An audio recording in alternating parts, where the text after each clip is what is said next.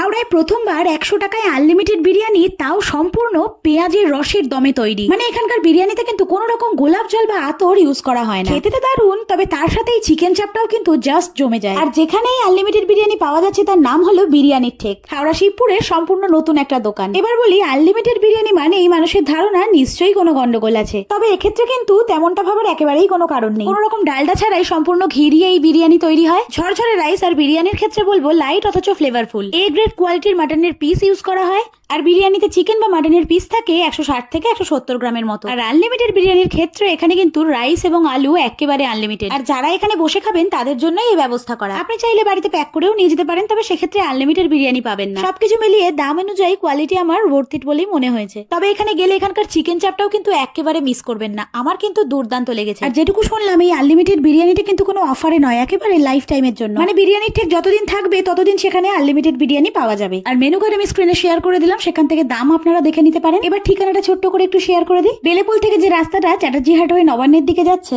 সেখানে অর্থাৎ ছোট ভট্টাচার্য পাড়ায় সাধারণ শ্রী শ্রী শ্যামাকালী পুজো কমিটির পাশেই খুঁজে পাবেন এই বিরিয়ানির ঠেককে। তাহলে এখানকার বিরিয়ানি আপনার কেমন লাগে কমেন্টে অবশ্যই জানাবেন। আর ভিডিওটা ভালো লাগলে হ্যাংলাস ডে আউটকে ফলো করতে ভুলবেন না। Thank you.